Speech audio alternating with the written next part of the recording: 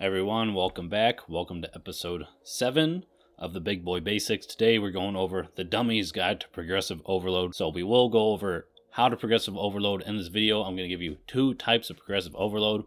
We're going to make it really clear and simple so you can track your progress and get results in the gym. These concepts are simplified. This is with my own series and styles of training.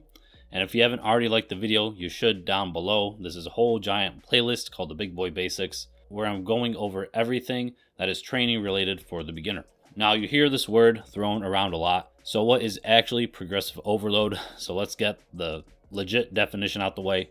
Progressive overload is a method of strength training that advocates for the gradual increase of the stress placed upon the musculoskeletal and nervous system. So what does that actually mean? So progressive overload is basically just getting stronger over time, slowly but surely, adding more weight to the bar, adding more reps. A bigger muscle is going to move more weight at the end of the day in its simplest sense. So don't overcomplicate progressive overload.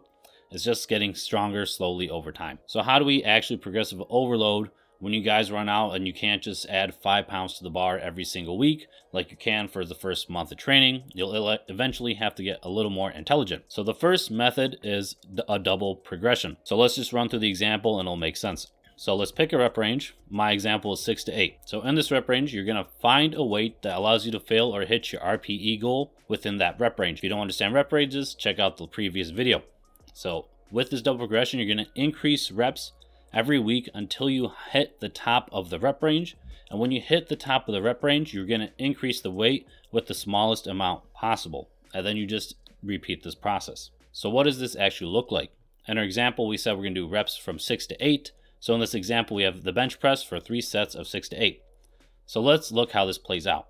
So week 1, you have 135 pounds, and let's say you got all 6 for set 1, 2, and 3. Week 2, you try to add another rep to each set, so you get 7, 7, 7. Week 3, you're still at 135 pounds because you didn't hit 8 yet. So then you hit set 1, 2, and 3. You got 8 reps for all 3. So now since you finally hit 8 reps for all 3, you finally increase the weight to 140 pounds and you repeat the process. You're at 140 pounds and set 1, 2, and 3 are all at 6 reps, and you just repeat this process over and over as long as you can. Now let's look at a more advanced example. You guys might be able to add 1 rep to every single set, every single week in your beginning phase, but that's most likely not going to continue as you get later down your career. So let's stick with the bench press for 3 sets of 6 to 8 reps. So now you can see I actually included RPE alongside the sets, because with this, when you hit the top of the rep range, your RPE kind of auto-regulates and it's going to decrease that first set over time. And let's go over so it makes sense. So let's say week 1, you're starting out, you got 225 pounds for 8, 7, and 6, and they were all very challenging. You stopped at 8 because you hit the top of that rep range, but then your reps kind of dropped off over time. And your RPE was 999. So now, week 2, still at 225 pounds. You had set 1 for 8. Set 2, you were actually able to increase from 7 to 8. And now, set 3, you're still at 6. You were able to get 1 more. But now, the first set was actually a little easier because last week it was an RPE 9. Now it might be an RPE 8 because you already had a little more practice with it and you were fresh on your first set. So week 3, you got set 1 for 8. It was an RPE 8. And now you can see on set 2, 8, but maybe the second set was actually a little bit easier because again, you had more practice with it. Then set 3, you actually got 1 more rep this time, but it was a grinder and it was a 9. Now week 4, you can see we're still with 225 pounds. Set 1, you did 8 again because you've been practicing all week, but now it's actually quite easy for your first set. So you can see how for your first sets, it went from RPE 9, 8, 8, 7. So the RPE kept dropping down because it's your first set, you're fresh, and you're getting a lot of practice with this weight. Set 2, you got 8 again, and now it's a little bit easier at RPE 8. And then set 3, you got 8, but it was an RPE 9, it was a grinder, but you finally got it.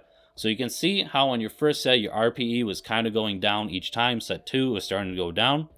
But now since you hit the top of the rep range for all 3 sets, you bump up 5 more pounds and then you restart. So now you probably get set 1 for 6, set 2 for 6, set 3 for 6.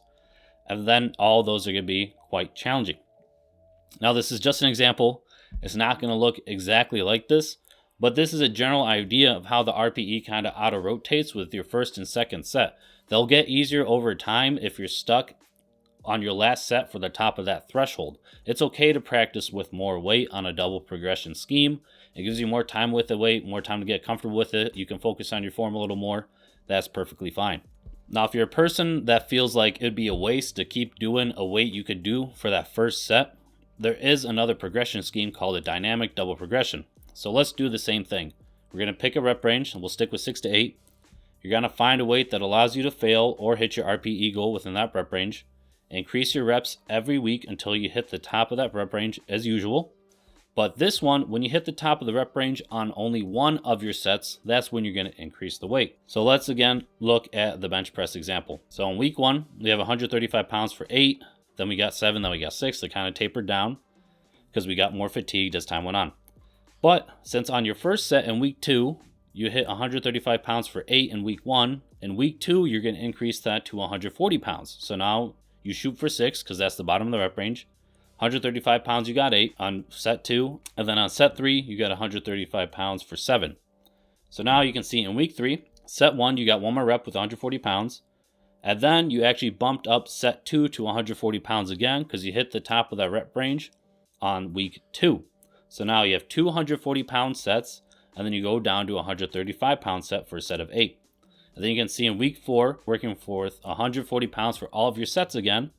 And then in the first set of week 4, you actually hit the top of the rep range again. So in week 5, you're increasing that first set by 5 pounds. So it's always rotating depending on the set. With this scheme, the dynamic double progression, you don't have to complete all 3 sets to bump up in weight. It is only dependent on that set. Now, like I said, your training will be a lot more varied with these, but I hope these examples were clear so you can understand how to put it into your own training. So let's go over the main differences between dynamic and standard double progressions. With dynamic, you're always keeping your RPE high or whatever you designate it for. It's always rotating, so you're challenged every single set. One should not be easier than the other. They're all going to be challenging because even if you're fresher on the first set, you're really pushing it. With this, you're also rotating the weights, so you might have 3 different sets at 3 different weights, and then you also don't have to wait to increase the weight. For some people, this can be very annoying if they got, let's say, set 1, 8, set 2, 8, and then they have to wait for set 3, and that's at 6, so they might have to wait 2 more weeks to progress on a standard double progression. But if you're on a dynamic double progression, you can increase weight fairly often. Now with the standard, the nice thing though is it does rotate your RPE. So if you want more time to work with a weight, this is a good way to do it because it's going to give you more time to work with that, and your RPE will slowly taper down as you work with the weight on your first and second sets. Now with standards, it's also good to practice patience, young grasshopper, because it will take more time. You're not going to be able to add a rep every single workout. Sometimes you might stay the same. So it's good sometimes to practice patience, especially as you get more advanced. You're not going to be able to add on 5 pounds every couple weeks. It's going to take more time to that, so just keep that in mind. Now sometimes with these double progressions, we chose a 6 to 8 for example. Sometimes you're not going to fall exactly within those rep ranges on your progressions. For example, jumping to 50 pounds to 60 pounds on any dumbbell movement is a 17% increase in weight since the standard is 10 pounds. So it really might not allow you to use your standard rep range. So let's look at 6 to 8 rep range again. You don't really have to worry about this. Just learn, be adaptable. It's not a big deal. There are many options. The 2 simplest solutions is either just expand your rep range downward. So now instead of 6 to 8, you can do 5 to 8 reps if you're just 1 rep shy.